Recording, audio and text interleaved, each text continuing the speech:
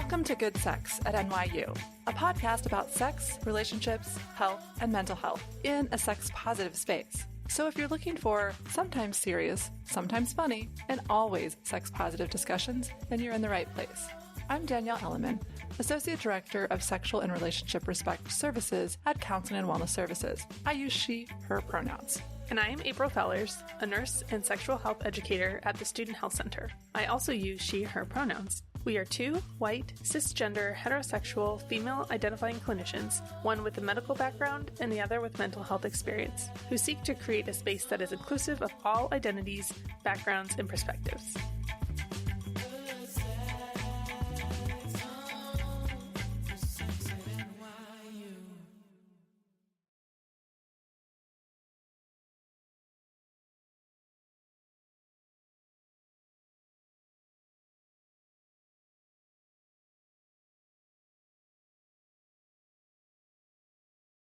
Today on Good Sex at NYU, we are joined by Leah Robinson. Born and raised in Brooklyn, New York, Leah, who uses she, her pronouns, is the Assistant Director of the MLK Scholars Program at NYU, an all-university honors program that engages and empowers a cohort of undergraduate students around social change for building Dr. King's vision of a beloved community. Leah holds a master's in higher education from the Harvard Graduate School of Education and a BA in English Literature from Colgate University. Leah has held positions at Harvard College's Phillips Brooks House Center for Public Service and Engaged Scholarship, MIT's PKG Public Service Center, and Colgate University, supporting co-curricular and academic initiatives related to public service and social change for undergraduate students. Leah has built and supported trainings, coursework, and experiential learning opportunities that center social impact, anti-racism, self-efficacy, positive sexuality, and intersectionality, and has consulted in various student affairs domains for higher education institutions. We're so glad to have you here. Thank you so much for joining us. Yes, what a resume. That's impressive. Yeah, I realized that Very one great. a little long. No, is there anything else? And it was great to meet you, that's all. Is there anything else that you'd like to share with us and our listeners before we get started? I feel like that was long enough. I'm happy to be here. We're happy to have you. Can you tell us one thing that you enjoy about being part of the NYU community? Yes. I think one of my favorite things about being a part of the NYU community is that it is so not a monolith. And I think that each student is so deeply themselves in how they show up. And I think that's just so much fun. So I feel like each student just embodies who they are so clearly and really holds that so well and is so unique. And that is a lot of fun for me. So we really want to make this space equitable and safe for you to be able to share, but also to know that we're happy to share and engage in this kind of maybe sometimes uncomfortable, difficult conversation. So we're going to ask you a set of questions, but if at any point you want to turn those around and ask us, we're welcome to join in. We know it takes a lot of vulnerability to be on a podcast called Good Sex at NYU. So we appreciate you being willing to be here. Great. The first question is, how has the broader culture influenced you in your personal choices in life, dating, and sex? Yeah, I love that question. Well, first I feel like I should start off with stating my positionality. So I am white, I'm a cis woman. I will be speaking mostly sort of from a heteronormative lens, and I feel like that's a narrative that gets a lot of airtime. And so I'm really happy to be here, and also just naming that a lot of what I'll be sharing is based on that perspective and me showing up in that set of identities. That being said, I'm thrilled to be here. So I think, such a big question. I think a lot of where this starts for me is growing up with a very deficit-based lens on sex and relationships and sexuality instead of an asset-based lens. And I think a lot of that is about, intergenerational trauma in families or parents trying to protect their children. But I think what that really turned into was a lot of fear-based language around sex and relationships from a pretty young age, and sort of being told when I should or shouldn't start shaving my legs, or what should or shouldn't happen with a romantic partner, or what kind of clothing should be on my body to be sending a certain message to the world, and sort of all of those granular details I remember coming up a lot when I was pretty young.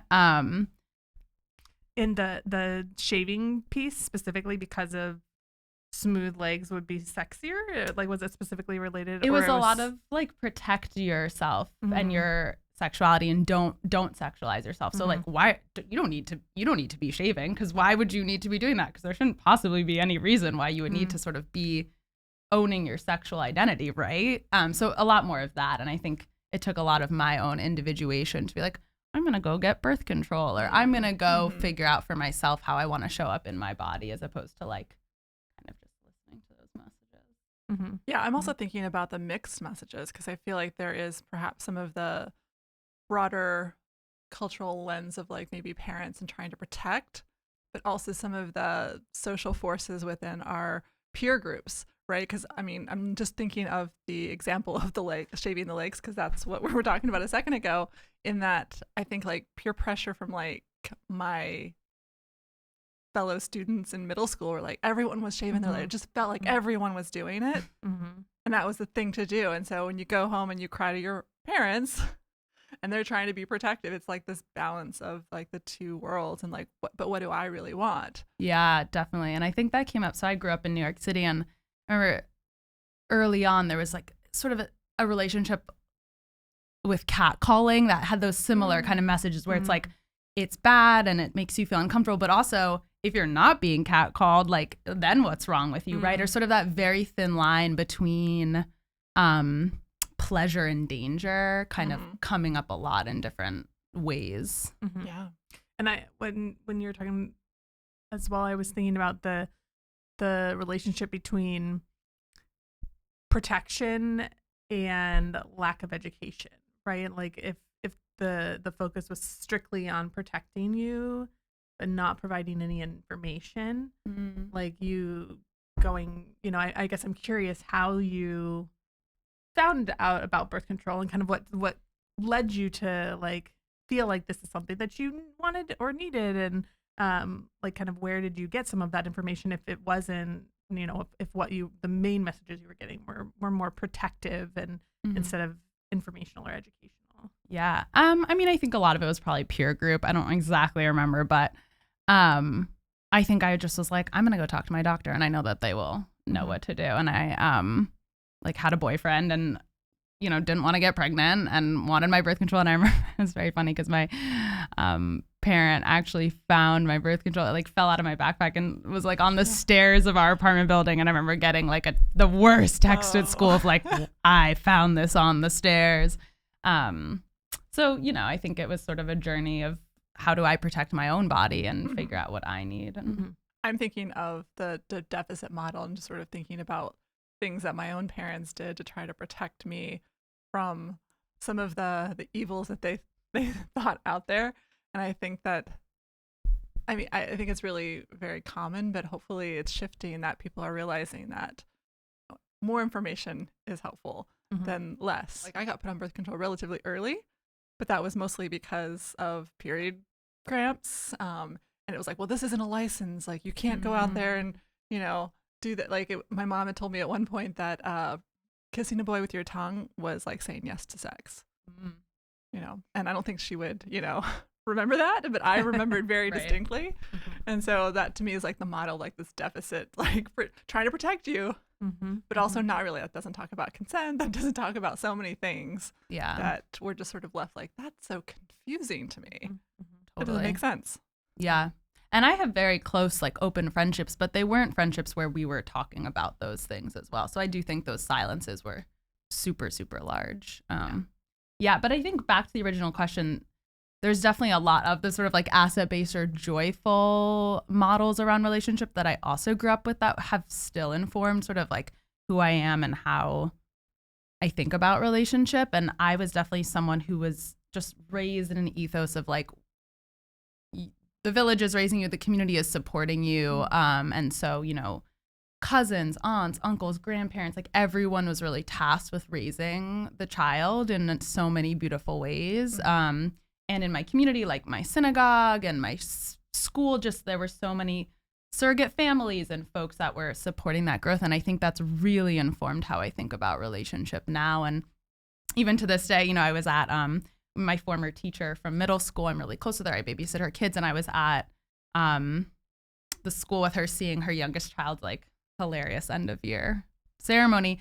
And someone came up to me and was like, oh, I didn't know you two were related, right? And so there's sort of this assumption that if we are in relationship in specific contexts with certain people, it has to be because they're our spouse or their blood family and this kind of a thing. And I see that pop up a lot. And it's like, no, actually, I live outside of that set of norms. So I think that's something also that I thought of with that question. Yeah, I mean, that actually sounds like you're talking a lot more about like some of those interpersonal relationships and how like those really had an impact on you relationally and maybe even, you know, in your sexual life as well. But I think we talk about like the 4 eyes of oppression and interpersonal being one that I think has like a real direct, and I think also like it's easier for us to see how those have like such an impact, whereas like we don't always think, oh, well, all the sex I saw in, you know, I'm thinking 1990s videos, music videos, like that probably didn't have an effect. But I think in some ways it does, like on a broader scale of like, oh, I'm supposed to be sexualized. And just like, you know, you were talking about the street harassment. It's like, oh, that's just part of living in New York. Yeah, but I also think like, to me, it maximizes, like, it provides so much potential for the type of relationships that can support you outside of this sort of like romantic partnership, right? And so this idea that like, you know, we all sort of know like you can't get everything from a romantic partner, but there's still all the societal pressure to have that person and to be sort of creating a life around that person or persons or, you know, whatever that looks like for you. But the kind of radical idea of like, no, all these other people actually support me too. I think I learned that pretty early from those relationships and how important that was. And even, you know, like in an NYU context, I mean, in all kinds of contexts that gets reinforced, sort of the +1 and who that person can be and who they can't be. And so, you know, we run like travel colloquium in my role, and it's very clear, right? Like who can come on a travel colloquium? A spouse. Right. Just like who can come as a wedding +1, who can kind of be added in all of those different like spaces. I've been my sister's +1, I believe. And I feel like you got to make that more acceptable. And I also like what you're talking about. You know, you did grow up in New York City, but I feel like a lot of people, myself included, Danielle too, we've talked about not being from here. And, you know, I think it's really important to find that, you know, all of my family is still in California. And so to have people here that are like family, right. And to have that, you know, family of choice or people that really can support you. And, you know, I had a really great group of friends and my time in DC, and like, you know, I didn't have a romantic partner at that time. And those people filled that space of like needing to have people to talk to and to, you know, be those close, deep friendships and relationships that, like you're saying, that society tells us we have to get from a romantic partner. Yeah. In what ways have institutions, say like government, media, church, school, impacted how you navigate your life and engage in sex and relationships? Yeah. I think, I mean, I touched on this a little bit in terms of family. I think there were like early on growing up more conservative views around just like modesty, definitely around like pleasure, self-pleasure, like all of those things were either not discussed or kind of discussed from like a fear-based or deficit-based lens. And so I think there definitely was like a lot of shame. I think, you know, comments around body and body image came up and is something, you know, when you're young, everything has like an outsized impact, right? Yeah. So I definitely remember kind of like grappling with some of those questions or themes at home. In terms of school, though, I felt really lucky. Like in middle school, I attended this like really small, very joyful, loving school in Brooklyn, and we were all siblings. Like I'm sure some people were kissing. I was not kissing, but it was not a situation in which anyone was ostracized for being sexual or not being sexual. It was a really loving space, and I was not aware of like what clothing was going on my body or what my image was, or that was also secondary. And I feel very lucky looking back. I don't think that's an opportunity that all young people get at that kind of formative time. But that very much was sort of like the environment that I was welcomed into as I was starting to like become maybe more like sexual being, even if I personally was not interested in kissing or having crushes or any of that stuff yet. And were they giving you any kind of sex education? You talked about going out and getting birth control, but I'm wondering like if that happened in your school system? Yeah, it did. I remember it was very like silly, and it was very trust-based too, because it was one of our teachers that we already had who kind of like came into that role. We also had a very big like gender disparity, and so there were very few boys. Remember, they were just kind of like sitting there like horrified, and we were kind of peppering with questions. So we definitely got to sort of like get some understanding of how bodies were working. I do remember, this was way before middle school, but my second grade birthday party, slumber party, we would always have like gossip circle. And one of my friends confided in the group that she thought she was pregnant from just being alive and breathing. And we were all like, what do we need to do to support you? Like, it was crazy. So there was definitely a time before everyone had an understanding of what was going on, but there was definitely a lot of at least empowered education around like how our bodies were working. Definitely not like sort of the pleasure or joyful intimate relationships, but definitely sort of the mechanics. Yeah. Good to know as a new parent, you know, when explaining how pregnancy can happen, make sure that you get to the puberty part first. I was just going to say, you're talking about pleasure. Like, how has your understanding of pleasure sort of shifted and changed and evolved over time? Maybe not even to include like sex, maybe it includes it, but just to say that I think sometimes we really limit that definition. So I'm wondering if you have thoughts on that. Totally. So I think, you know, that was middle school, very just sort of like safe and cozy. And then high school had, you know, just learning more about bodies, learning more, exploring more. And when I got to college, that was the first time that I heard about like pleasure or like positive sexuality or kind of these like buzzwords. And definitely the first time that I was able to like connect social justice and identities and social identities and intersectionality like into those conversations. I remember it's a lot of like the work I do now is based in kind of like what happened when I came to college. And I remember I was sitting sort of like the first or second evening, and there's some, you know, dean's welcome or someone important is on the stage, and they're like, you know, explore, try something that you would never normally do. And I'm like, yawn, okay, like, sure. And I remember it was like sometime in that first few weeks, this wonderful person on my hall who like I'm still, you know, sort of friends with, not a close friend, but was like, hey, I'm going to go to this thing. Do you want to come with me? It's about like sex. And I was like, oh, sounds weird. I don't even remember wanting to go. So somehow I showed up in the room. I'm not sure how. They did have free food, so that was probably why. Sounds like a college student. Yeah. And what it ended up being was basically this 6-week seminar about positive sexuality that was actually like run out of the dean's office. It was part of a larger kind of emphasis to create more positive spaces around dialogue, around sex, destigmatizing those conversations. And it totally like changed everything for me. It was just the most empowered space, and there were like words I'd never heard, and I just had no idea that like people could sit around and like talk about those things. So I ended up like becoming one of the facilitators of that space. Is also a student-led space. It was kind of based out of a student's like women's studies capstone honors thesis that then got turned into a seminar with other students' input.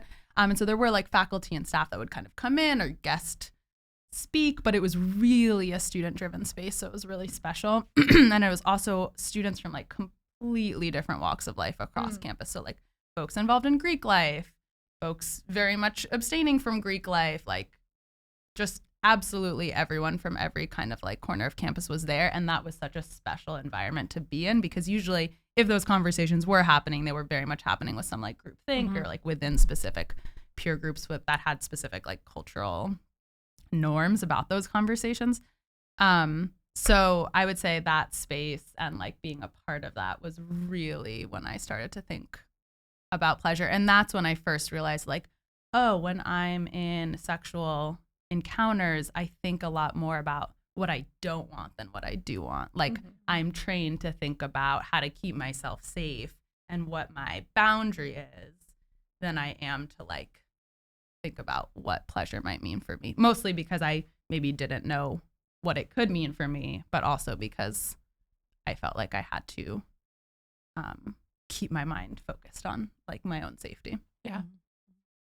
Was there a specific, maybe pleasure is it, but was there anything else from that seminar, either your time as a participant or leading, that you feel like almost like your mind was blown, or like it was sort of like, how did I not know this before, and how can I ever not know that, like, or things that people frequently ask? Other takeaways from that. I definitely remember like virginity is a social construct. I was like, what? What does that even mean? Like, what are we talking about right now? Definitely ideas around like sex being implicitly talked about as like penetrative sex, and like what even sex meant, or like how heteronormative ideas around sex were for me or were implied in like culture and society. Those were really big. We did a lot of work on sort of like, where did you learn about different things? And that's when I kind of realized like how much shame I had around certain subjects that like I had been taught about. And we just talked very, very broadly about like what it meant to hold different identities and how those identities therefore like showed up in sexual encounters. And I think there was definitely a lot that I learned about like my own privilege as being white and able-bodied, and how much I took for granted like being in certain spaces and how easy that was for me. And so a lot of like big brain moments. I think that's really a great way to process that information, to understand it. And this isn't necessarily a criticism, but just to say, I feel like that should happen like your freshman year of high school. You know, I'm like, oh, that's wonderful. But to wait so long. Yeah, I mean, enormous privilege in that. I mean, I remember that was the moment when I was sort of like, I want to work at colleges because it's amazing that there's like funding for this to even exist, that this is happening. It just felt so like radical. But yeah, I mean, I definitely agree. I think another thing I really learned from facilitating that space, because of course we were not experts by any means except in our own experiences, was how to like really be an active listener, which is another skill that should be taught like in kindergarten, you know, that we never really talk about. And I found that it was my natural impulse was always like to sort of label or name. Like if I saw someone kind of getting towards or struggling to understand, you know, that it can be easy to do that, but that can be so harmful, especially in like spaces where people are trying to navigate maybe a past experience or something really triggering. So that's something, I mean, I still to this day obviously take with me and try to apply to my own work. But on a brighter note, like I do think it was so beautiful that the person who introduced me to that space wasn't even like a close friend. It was sort of one of those like loose connections. And I think a lot of what I think is so beautiful about the college experience or any community is that there are those kind of like loose ties. And so like past having the friend group that you've nailed down that you go to dinner with every night, just having those folks that you like learn from and model things to in different ways. And like that person doesn't even know that they're the reason that I went to that seminar, and that going to that seminar changed my whole life. And I think that's actually really beautiful, you know? Yeah. I feel like we've talked a lot about this, but I just want to name this as a question because I think that you're naming this woman as this girl as someone who had an impact. Are there other, you know, key interpersonal relationships that shaped how you viewed sex and relationships? I mean, you've already named several, so I just wanted to like put it out there as one of our questions if you wanted to share more or not. Nothing comes to mind. I think I feel good leaving it there, but I would love to hear from either of you about that. Yeah, I feel like I'm thinking of more of a high school situation. I mean, clearly for me, like my parents had a huge impact. My sister also, like she's 3 years older than me. So I was a freshman, she was a senior. I kind of saw a lot of her relationships, what went well, what didn't go so well. And I'm like, taking notes. Okay. But I feel like one of the relationships that I really think back to was like one of my really good friends in high school. And I remember it being something that was really quite harmful. And I didn't even have the language or the names of things. And it's kind of ironic that I now work with people who experience a lot of relationship harm, because now I can be like, oh my goodness. But the relationship had such an impact on me as well. because I was constantly telling my friend, hey, like, this isn't okay. Like, I'm not sure this is good, for you. You may want to consider like ending this relationship. And as a result, I was bullied by this particular person. Right. And so it was like spitting on my car and my locker. He also did this thing where he nominated me for homecoming queen my sophomore year, and then placed me with this football player who didn't bathe often, who they all always made fun of because he thought it would be great if I won and I had to kiss this person that they bullied. It was just this awful bullying situation that happened. And so because I was such an advocate for her to end the relationship, he would then sort of targeted me. And so I feel like that has really had such a huge impact on my career even to this day. Yeah. Thanks for sharing that. Yeah. I think, definitely kind of like, a less positive representation. Yeah. But I did in college experience like sexual violence, and at the time like did not tell a lot of my friends about it, didn't feel comfortable sharing. And I think a lot of that was because I really didn't want to label myself around that experience in any way. And so I felt like it was easier to just not, and I think the processing of it took time. And I think that to me is something I go back to a lot again when I'm working with students, because I was sort of in this place as a facilitator of this community that was in theory like really advancing the campus climate, but also at the same time was like grappling with that very much on my own. And I was like surrounded by resources and community, but I wasn't ready to like use that support. And I think I try to remember that like even though students have so many different supports, it doesn't mean that like they're ready to use them or they're able or that it's like working for them at that time. So that's definitely like a set of learnings like I try to keep around like how I can turn that experience into something that can help me like support students better. Yeah. Well, thank you for sharing. I think it is helpful for us to hear that it's really normal to take a little time to process before we're labeling that. I mean, so often in my work, my clients don't want to say certain words. Yeah. They don't want to be put in a category. They don't want to be labeled. What does that mean? And so I think so many people will relate to not being ready and not being in a place, even though there are lots of resources and services, but it's like you have to be in the right space to be able to like access that. And so it sounds like, you eventually were. And so that's good. I'm glad to hear. Yes. Yeah, I feel like I heard something recently describing their struggle with mental health and saying like, but I didn't understand.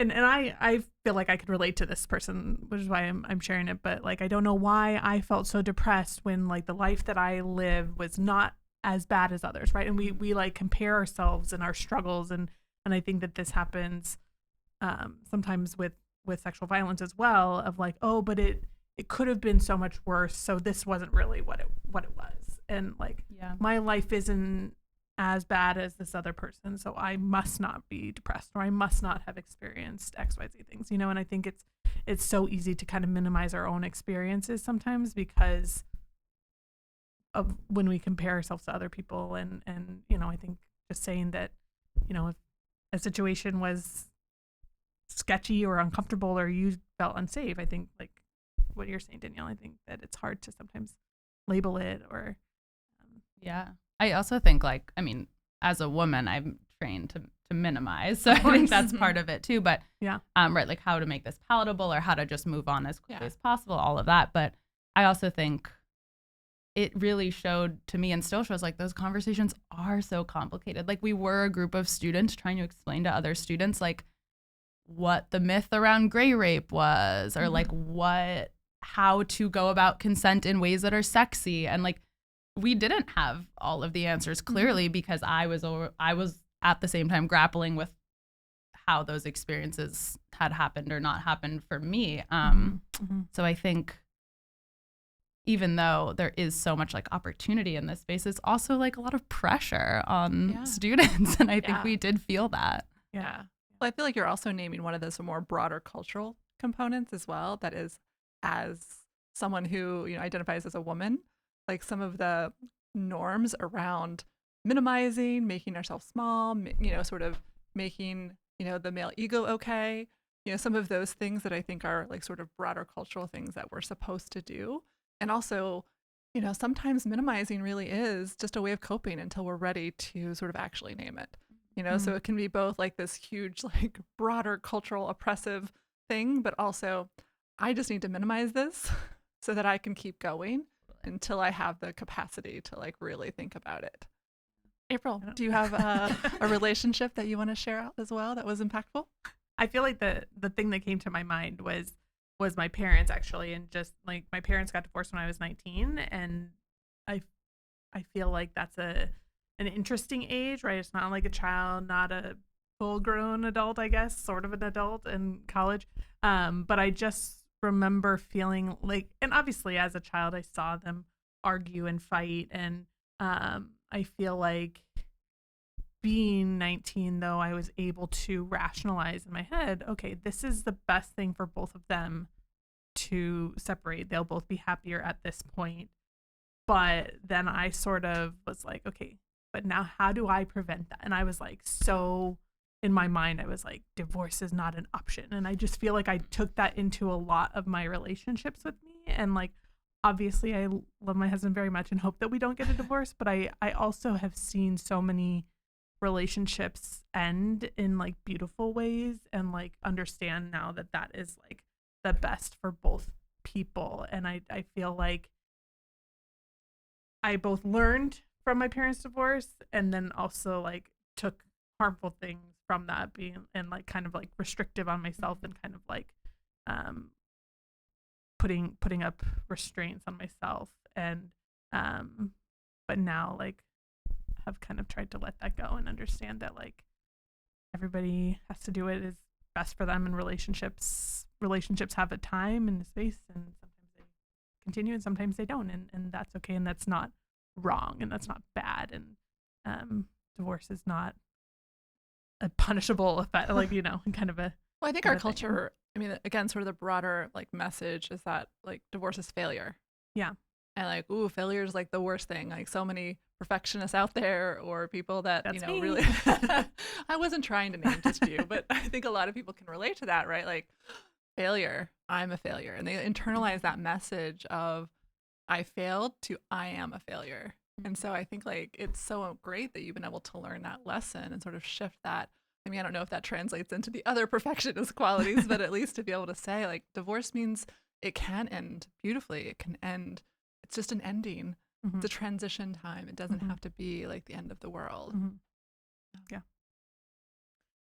I'm curious if you've experienced any internal messages that have affected your ability to foster relationships or explore your sexuality.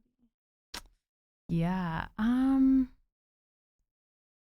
I definitely love my body, and I feel like I spend a lot of time like giving gratitude to my body for being like healthy and allowing me to do so many things, and also like feeling a lot of like negative messaging from myself to myself, and that's really hard, and I think it's just such a waste of energy. And so I mean, advertising exists to basically tell you that you aren't good enough, right? Or else you would never buy anything. So there's so many reasons why I've been socialized to like not love parts of myself. And I feel really proud of the work I've done to like move past that. But comes back. So I think that's sort of like what I see as my own work is like just, and my friend jokes, I love to say like, I'm obsessed with myself, just like really being so over the top joyful and loving to myself and to my friends. Absolutely. I think it's sometimes easier to be joyful and loving towards your friends, but like more complicated and challenging at times. I think I'm really connecting with you on that, because I also think that as we get older, that also our body shifts and changes, and you're like, I thought I was rocking this, I thought I was so good in my body. And then you're like, man, my body has changed, and my body is continually changing, and now I have to adjust, and I have to not like play into me trying to look, feel, act younger, because I'm like, but my body, it used to be like this, and now it's like this. So it really is an ongoing journey for me. Yeah. Do you have any specific mantras or things like when you are like you can feel yourself being down on yourself or down on your body that you kind of use to remind yourself to get back into a better headspace? Not specifically around that. I mean, I meditate like every morning, so I think I just do a lot of work to like realize, be a being that can see that I am a being that is having a thought and not to be the thought and just to be bigger than all of it.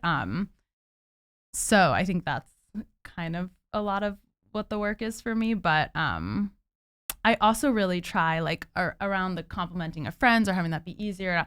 Like I've also fallen into the trap of like complimenting my friends about their bodies or seeing some of my friends compliment other friends around their bodies. And I'm just like, it's all not good. Because I know like there's been times in my life where, you know, I was stressed out or, you know, when I get stressed or down, like I will often lose my appetite. And so like that will be a time when maybe I like lose a few pounds. And I remember times when I was like, I'm miserable and people are complimenting the way that I look. And I think that has always reminded me, like, even if a friend is looking toned or into their new workout routine or whatever it is, like kind of like eyes up here, you know, like even positive affirmations around physical features, I think are just complicated. Yeah, I agree. It's a great reminder. Totally. And I think another one that around the kind of like messaging is, I talk about this a lot with students actually more in like around systems thinking and social justice work, is like manufactured urgency and how we can see that show up like in institutions or whatever on more of like systemic levels. But I also think it's relevant to all facets of life. And I think that manufactured urgency I see showing up for people in my life around being in a relationship and having that relationship move into a committed relationship and then having that move into marriage, which moves into children or, you know, whatever that version looks like to them, but sort of like that quick shuttle to like success as society has deemed it within like a relational lens. And that shows up for me like a lot. And, you know, you're talking about like divorce or, you know, there's so many different ways in which success looks like. Success can be right, the divorce, or it can be all these different things, and just trying to give myself the time and the grace to like move through my life as it's supposed to be is really challenging when society has told me that a certain version of my life is successful. Right. Yeah. Talk about marketing to buying things, quote unquote. I feel like there's so much of like as socialized females, so much of that is like your life is not complete until you have a partner and a house and a kid and like all of these things is like your life will not be complete until X. Like it's like, no, my life is complete now. I am a complete person. I am doing these things myself. And it's I think all of this, what you're talking about, the urgency and then both like body image, all these things, like we know in our heads, and it's so like the distance is say like the distance from your head to your heart is like the longest distance you will travel in terms of like ingraining those messages, right? Like, and I can say them all I want to other people, and it's like the getting inside of yourself and actually like believing those messages too, of like, yes, like I am worthy. My body is beautiful, like all of these things that we know in our minds, and sometimes we're the hardest to convince. Are there other things you haven't had a chance to share that you've been thinking about in terms of sex, relationships, your experiences that you would like to share?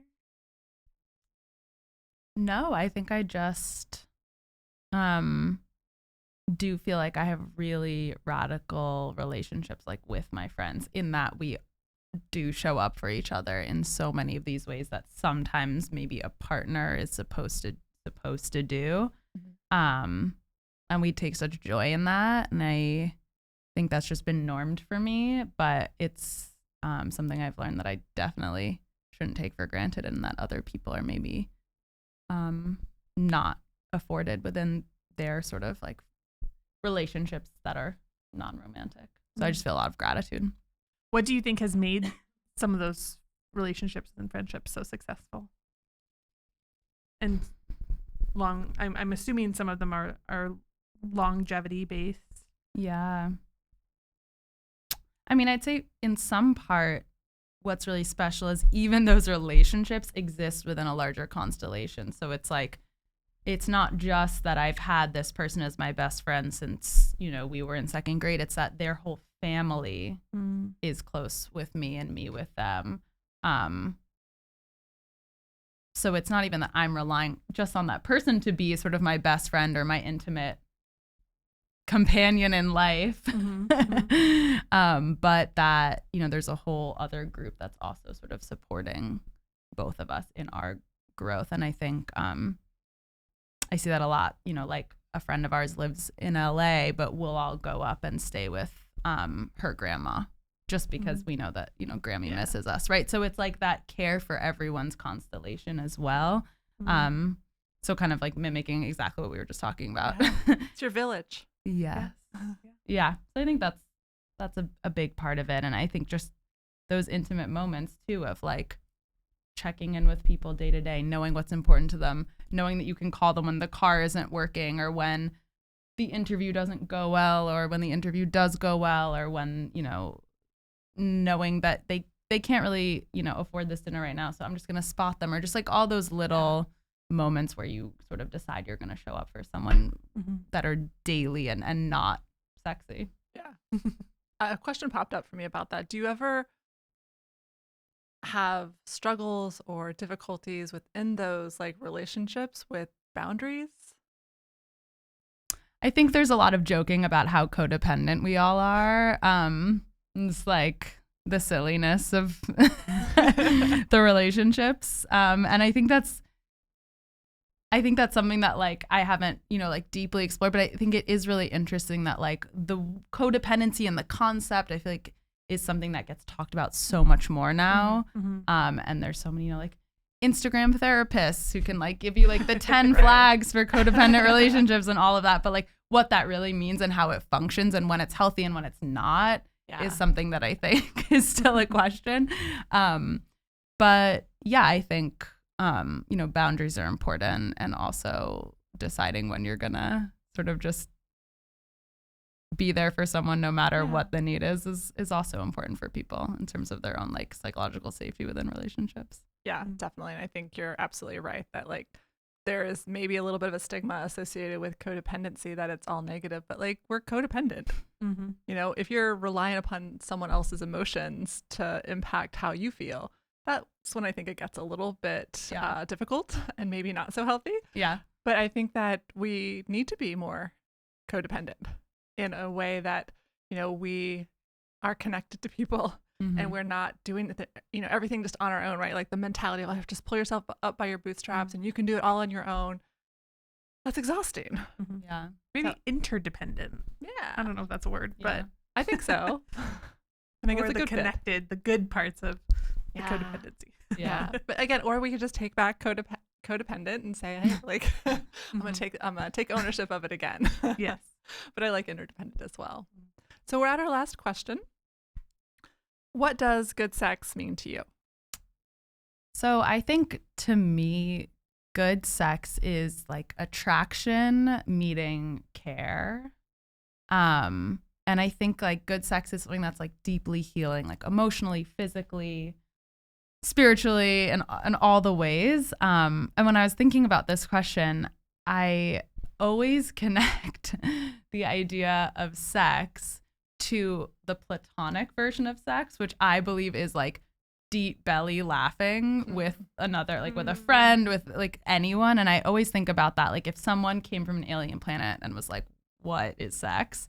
I would be like, it's when you're laughing with a really good friend. I feel like to me that there's that like immaterial, ineffable kind of like quality to laughter, right? It just kind of like comes and it goes and you just are like, have to be in the experience of it. You can't like touch it.